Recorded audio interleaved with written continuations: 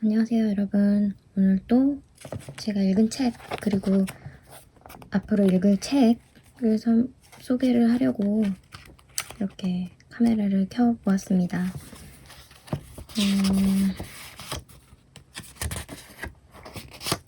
제가 지난 영상을 올린 이후로 새로 읽었던 책은 총 3권인데요. 먼저 검은 집이라는 소설, 그리고 그 겨울 손탁 호텔에서라는 단편집, 그 다음에 청소년 소설을 제가 이번에 처음 읽어보게 되었는데, 이 라이프 재킷이라는 소설을 읽었습니다. 이거는 창비에서 하는 리뷰 이벤트에 당첨이 돼서 제가 한번 열심히 읽어보았는데요. 먼저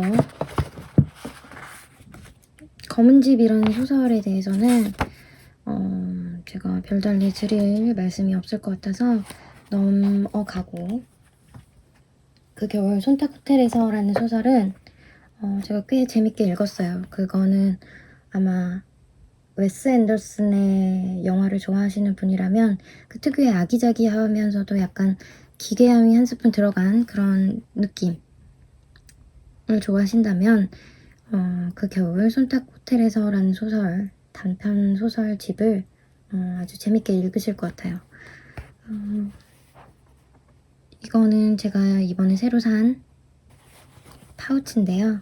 이 안에 저의 귀여운 크레마 모티프가 들어있습니다. 여러분 그 소식 들으셨나요? 크레마 모티프 신제품이 9월에 나온다고 해요. 그래서 예약 판매를 진행한다고 하는데, 그 소식 관련해서도 나중에 한번 말씀을 또다시 나누는 걸로 할게요. 저는 지금은 이 크레마 모티프에 굉장히 만족을 하고 있는 상태거든요. 지금 제가 읽으려고 하는 책은 페르난도 페소아의 불안의 서입니다. 이 책도 나중에 읽고 리뷰를 해드릴게요.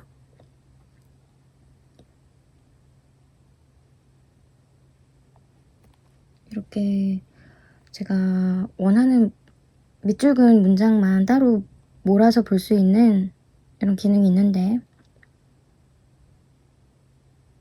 뭔가 스포일러가 될 수 있기 때문에 이거를 세세하게 소개를 드릴 수는 없을 것 같습니다.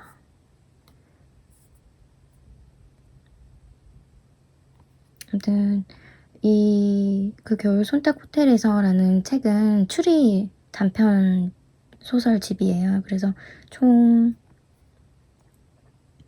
이렇게 하나, 둘, 셋, 넷, 다섯, 여섯, 일곱, 여덟 건의 짧은 소설이 한 15,000자, 17,000자 되는 분량의 짧은 소설들이 소설집 하나에 같이 이렇게 들어가 있는데요. 단편 이어진 소설이다 보니 그렇게 많은 시간 동안 끙끙 부여잡고 읽을 필요가 없기 때문에 굉장히 가볍게 틈틈이 읽을 수 있는 소설이 될 것 같습니다. 그래서 일단은 이 소설은 저는 추천을 드릴게요.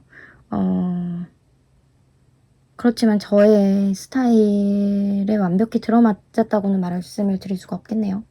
왜냐면 저 같은 경우는 추리소설을 읽을 때 답이 명확한 소설을 좋아하거든요. 그러니까 범인이 누구다라고 명시가 되어 있는 그런 소설을 좋아해요. 그래야 제가 추리하는 과정 끝에 답을 내고 그 답이 맞았는지를 확실히 채점을 해볼 수가 있잖아요. 그런 묘미가 있다고 보거든요. 추리소설 같은 경우. 그런데 이 소설이 문장도 좋고 인물도 좋고 묘사도 좋고 설정도 다 좋아요. 그런데 그 범인 그리고 사건에 대한 추리에 대한 답이 그렇게 명확하지가 않은 것 같아요. 제가 볼 때는. 제가 못 풀었을 수도 있겠습니다만. 그래서 제가 이렇게 적은 부분이 있는데 한번 나눠 보겠습니다. 추리소설에서 자꾸만 답안지를 독자에게 떠넘기면 안 된다. 물론 독자가 추리하고 의심하고 속아 넘어가는 과정도 중요하지만 그것은 객관적인 정답이 확실히 있을 때나 재미있는 과정이다. 나도 모르고 너도 모르고 애매모호하기 짝이 없는 결말은 깨어보니 꿈이었다는 무책임한 결말과 결이 같다. 라고 메모를 했어요. 조금 답답하고 화가 나는 부분이 있었거든요. 왜냐면 저의 추리의 끈이 짧아서 그런지 이 소설을 제가 100% 이해를 하지 못한다고 결론을 내렸기 때문에 약간 좀 답답한 구석이 있긴 있어요. 그런데 한 75% 정도로 해서 저는 이 소설은 한번 읽어볼 가치가 있다고 판단을 합니다. 재미가 있고 또 문장이 좋았어요. 굉장히 딱 떨어지고 재단한 듯이 약간 과학 쪽에 가까운 추리소설이었다고 저는 평을 하겠습니다. 그리고 일단은 제가 이 구독 서비스를 처음 해보다 보니까 어떤 소설을 어떻게 읽어야겠다는 그런 맵이 확실히 그려지지 않은 상태에서 독서를 시작을 했거든요. 그래서 약간 이 7월 달에 제가 골랐던 독서 리스트는 약간 실패했다는 느낌이 강해요.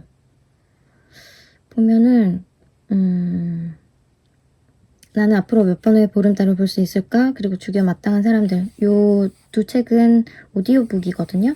그래서 이거를 언제 각 잡고 들어야 되는데 들을 시간이 없습니다.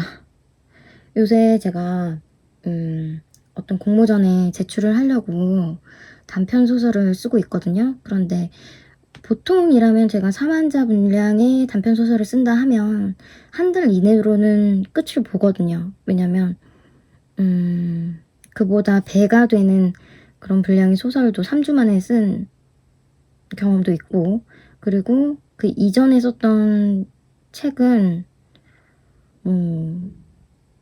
한 부당 12만자, 15만자 정도 되는 그런 소설을 3부까지를 썼으니까 한 40만자 되는 분량을 4, 5개월 걸려서 썼던 것 같아요. 그러면은 분명히 4만자짜리 소설은 빨리 끝을 봐야 되거든요. 제 계산으로는 그렇거든요. 그런데 제가 완전히 표류하게 된 그 사건이라고 할 수도 없고 그런 이유가 있었어요. 뭐였냐면 제가 소설을 구상하기 시작하던 그 날짜 이후에 어떤 소설이 출간이 됐고 그 소설의 작가분이 굉장히 유명한 분이라서 제가 그분의 신간이 나오기를 기다리고 있었거든요. 그런데 그 신간이 나와서 줄거리를 보는데 굉장히 쎄한 기분이 드는 거예요. 그러니까 제가 그 책이 출간되기도 전에 구상을 맞춰놨던 그 소설이랑 내용이 똑같은 거예요. 그러니까 똑같다기보다는 그 소설에 인물이 등장하고 사건이 등장하고 그리고 그 사건을 마주하면서 인물이 갈등을 겪게 되잖아요. 그런 구조가 완벽히 들어맞는 그런 소설이 출간이 된 거예요.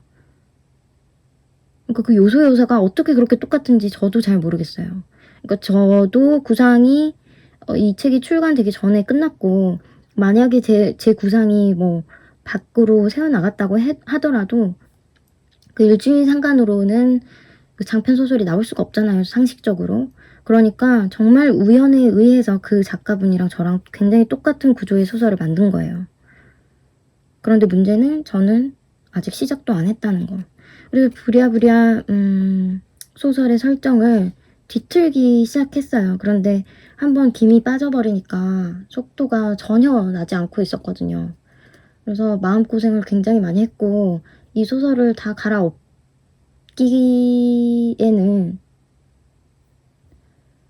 그 한 4분의 1 정도 써두었던 그 분량이 너무 완성도가 있고, 그리고 그 문장과 문단들이 굉장히 유기적으로 조화를 이루면서 정말 문장력이 좋다라는 생각을 제가 하고 있었거든요. 제 스스로. 그래서 포기가 안 되는 거예요. 너무 잘 써진 소설인 거예요, 이거는. 그래서 정말 아쉽지만 제가 그 소설 관련해서 설정들을 조금씩 바꿨어요. 조금씩 바꿔도 그 냄새가 나요. 그 소설의 냄새가 나요. 그래서 그것 때문에 굉장히 스트레스를 받고 있는 상황에서 독서가 될까요? 독서 전혀 가능하지 않았죠. 그래서 이렇게 그 목록 자체도 굉장히 부담스럽고 너무 짜증이 났어요, 일단은. 그런데 어떻게든 읽어야겠죠. 읽어야 되고, 또 그 사이에 제가 8월, 9월 그 상간에 읽을 책들을 조금 리스트업을 해봤는데, 이번 리스트는 제가 실패하지 않으려고 굉장히 고민을 많이 해서 이렇게 정해봤거든요. 이거는 다 교보에 있는 거를 확인하고 제가 리스트업을 한 거라서 이거를 또 읽어보는, 소개하는 그런 시간을 나중에 한번 가져보도록 할게요. 재밌을 것 같아요. 요거는 제가 빨리빨리 해서 8월 중으로 일단 소설을 완고를 맺고 그다음에 공모전 제출을 해버리고 난 다음에 한번 정말로 열심히 읽어봐야 될 것 같아요. 그래서 제가 또 이번에 읽은 책 하나 더 소개를 하고 영상을 마치겠습니다. 자, 이 책은 라이프 재킷이라는 청소년 소설이에요. 그래서 이현 작가님의 장편 소설이고요. 제가 이렇게 청소년 소설을 읽어본 거는 처음인데요. 청소년 소설이라고 해서 뭔가 성인이 읽기에는 너무, 솔직히 말해서 유치하지 않을까 하고 고민을 했었는데 그게 완전 한 기우였습니다. 너무 재밌게 읽었고요. 그리고 문장도 좋았지만 여기에 굉장히 많은 인물들이 등장을 하는데, 어떤 소설은 인물이 굉장히 많으면서도 산만한 경우가 많아요. 그리고 과한 설정으로 인해서 본인이 그 캐릭터들한테 완전히 딸려버리는, 압도되어버리는, 그래서 그 캐릭터들한테 끌려다니는 그런 소설이 많고, 그런 소설은 대부분 정말 용두사미 꼴이 납니다. 그래서 누가 주인공이고 누가 그걸 이끌어가고 또 누가 조금 더 힘이 빠지는 인물인지가 명확히 드러나지가 않고 서로 자기 주장을 하다가 정말 침몰을 하는 거죠. 근데 여기에 나오는 굉장히 많은 인물들이 정말 모두 개연성이 있게 연결이 되면서 서로 정말 말이 되는 이야기를 하고 있어요. 그래서 굉장히 재밌게 읽었고, 그리고 이 소설이 챕터들이 굉장히 많거든요. 짤막짤막해요. 이렇게. 그럼에도 불구하고 긴 호흡으로 읽기에 전혀 무리가 없고, 그리고 이거를 읽으면서 제가 청소년이었을 때 그때의 기분, 그리고 지금 청소년인 여러분들의 그 기분 같은 거를 완벽하게 담고 있는 소설이라는 생각이 들었어요. 이 소설이 어느 날 인스타에 글이 하나 올라와요. 이렇게 우리 요트 탈래? 하고 글과 사진이 하나가 올라오는데, 이 게시글을 보고 어떤 몇몇의 친구들이 진짜로 그 장소로 나가보는 거예요. 그러다가 엉겁결에 그 요트를 타고 바다로 나갑니다. 나가서 펼쳐지는 그런 사건들이 이제 메인스트림이죠. 그리고 거기에 승선한 인물들이 처한 상황에 대해서 굉장히 매끄럽게 서술을 하고 있어요.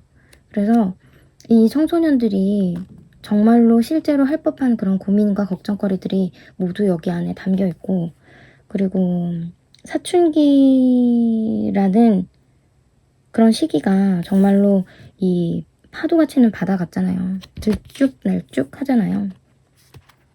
근데 거기 안에서도 본인들이 머리를 맞대고 위기를 탈출할 만한 그런 이런 방법들을 고민을 한단 말이죠.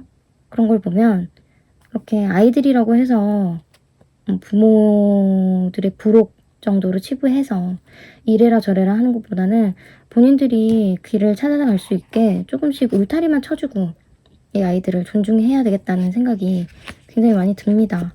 그리고 저 또한 제가 한 17, 18살 때 그때를 생각해보면 이미 그때 다 컸어요. 다 컸고 이렇게 한 인간으로 성장할 수 있도록 가치관이 정립이 거의 됐다고 보면 되거든요. 그래서 그때를 생각해보면 이렇게 과하게 통제를 하고 그리고 이 친구들의 생각에 대해서 평가절하하는 그런 일들이 굉장히 부당하게 느껴져요. 부당하다고 생각이 돼요. 그리고 또 하나 더 느낀 게 있다면 이 청소년들에게는 가족과 친구 그리고 학교 이게 전부잖아요. 그래서 부모들이 이렇게 나왔으면 어떻게든 튼튼한 집과 울타리를 지어서 이 아이들이 성인이 될 때까지는 최대한 최선을 다해서 보호를 해야겠다, 해야 한다 라는 그런 생각이 들었고, 제 친구들 중에서도 유난히 불안정했던 아이들이 있거든요. 그런데 그런 애들이 공통적으로 부모님과 불화가 있었고, 그 부모님들은 이렇게 소위 말해서 사회에서 자리를 잡지 못한 그런 부류의 사람들인 경우가 많았거든요. 그러니까 부모의 실패가 자식의 실패로도 이어질 수 있다는 걸 명확히 인지를 하고 있어야 될 것 같아요.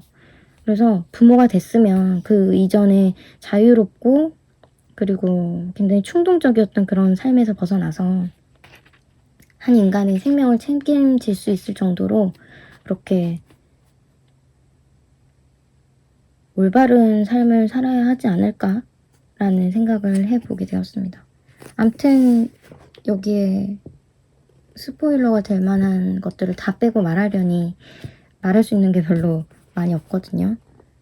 그런데 분명히 청소년 여러분은 물론이고 이 청소년과 관련된 직업을 가진 분들 그리고 학부모들 같은 경우에 꼭 한 번씩 읽어봤으면 좋겠다. 그러면 청소년의 마음을 조금 더 이해를 잘 할 수 있을 것 같다라는 생각이 들었습니다. 그래서 이 책은 85%로 추천드립니다. 굉장히 쉽게 읽혀요. 재밌고. 그리고 이번에 제가 읽은 3권의 책, 한 권은 제가 소개를 드리지 않았었죠? 검은 집이라는 책인데 재밌기는 재밌었어요. 그런데 제가 생각할 때 소설은 메시지가 있어야 한다고 생각하는데 그 메시지가 불분명했어요. 그래서 제가 따로 코멘트를 드리지 않았는데 문장이나 구성이나 그리고 이야기의 흐름 같은 거는 정말 재밌다, 기발하다, 독특하다라는 생각이 들었습니다만 그 마지막에 저한테 와닿는 부분이 없어서 따로 이야기를 하지 않았습니다. 그리고 지금 제가 읽기 시작하는, 그러니까 펼쳐놓은 책들은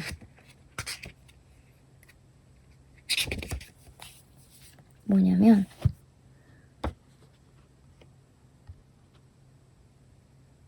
불안해서 와 혼자 보는 그림 이 2권이거든요. 근데 여기서 Y의 비극을 한번 읽어볼까 해요.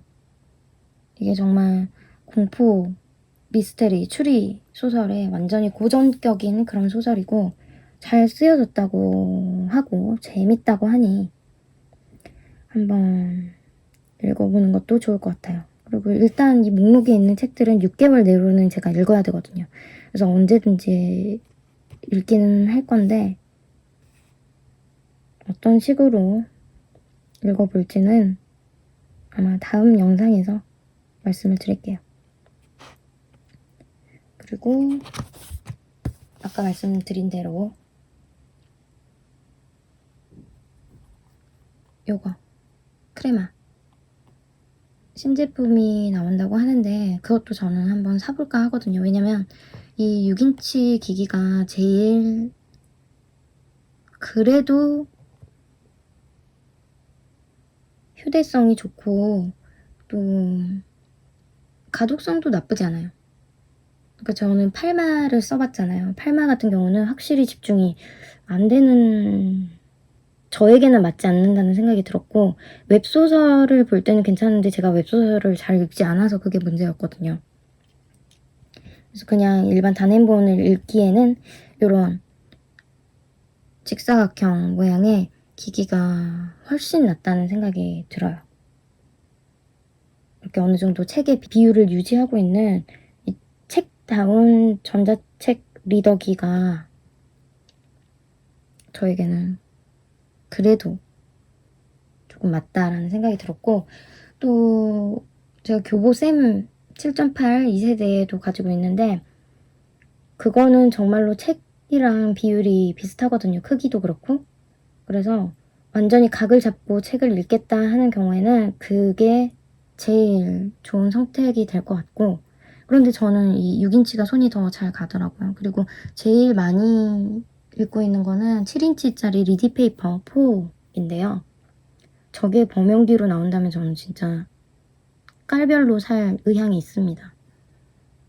저 정도 크기면 휴대성도 좋고 가독성도 좋고 또 거치해놓고 읽기에도 좋은 그런 넉넉한 화면 크기를 자랑하기 때문에 리디페이퍼 4 정도의 크기로 이 크레마 신제품이 나왔다면 더 좋았을 텐데 이번에도 또 6인치고요. 그 대신에 이렇게 각져 있는 모양이 아니라 끝이 둥글둥글, 그래서 자갈돌 같이 페블 같이 굉장히 귀여운 모양이더라고요.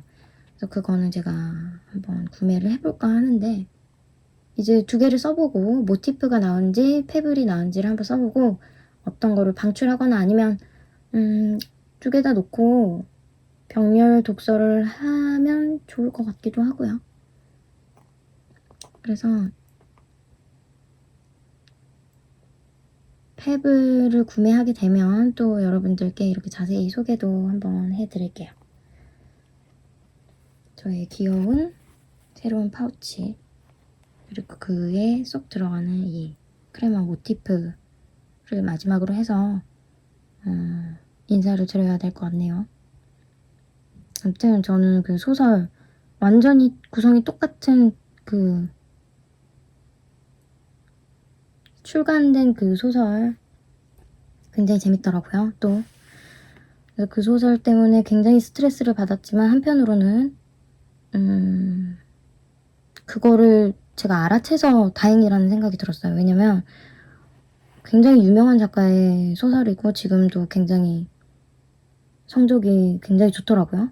그런데 제가 그거를 만약에 모르고 이 소설을 냈을 때 그때는 뒷감당이 안 되겠죠. 완전히 표절 작가로 찍히고 나중에 어떤 제가 소설을 쓰더라도 그런 불명예스러운 타이틀이 따라 붙을 거기 때문에 아예 애초에 처음에 제가 스스로 발견하고 스탑을 한 게 오히려 전화위복이 될 것 같은 생각도 들고요. 그런데 굉장히 아쉬운 건 사실입니다. 그 소재 자체가 굉장히 좋았거든요. 근데 정말로 하늘 아래 굉장히 새로운 이야기는 없구나 하는 생각이 다시 한번 들었고, 또 이 마음을 추슬러서 어떻게든 제가 글을 써보려고 해요. 제가 바로 앞전에 올린 영상이 3,000자 분량의 소설을 치는 그 키보드 타자 영상이었거든요. 근데 오늘은 그보다 더 짧은 시간 안에 9,000자를 만들었어요. 그러니까 6,500자 정도를 더 썼거든요. 이번 거를 촬영을 했으면 더 좋았을 텐데 라는 생각을 해보며 저는 아무튼 이 소설을 빨리 끝을 맺어가지고 제 손에서 떠나 보내야 될 것 같아요. 왜냐면 이 소설이 저의 에너지를 엄청 갉아먹고 있어서 스스로 굉장히 괴로운 시간을 보내고 있거든요. 그럴 필요가 없는데도 그렇게 되네요. 아무튼 그런 일들이 있었고 그럼에도 불구하고 저는 계속 쓰고 있다는 거, 그리고 귀여운 파우치도 샀다는 거, 그리고 정말로 재밌는 독서 리스트를 만들어 놨으니 기대를 해보시라는 거를 말씀드리면서 오늘 영상은 여기서 마치도록 하겠습니다. 감사합니다.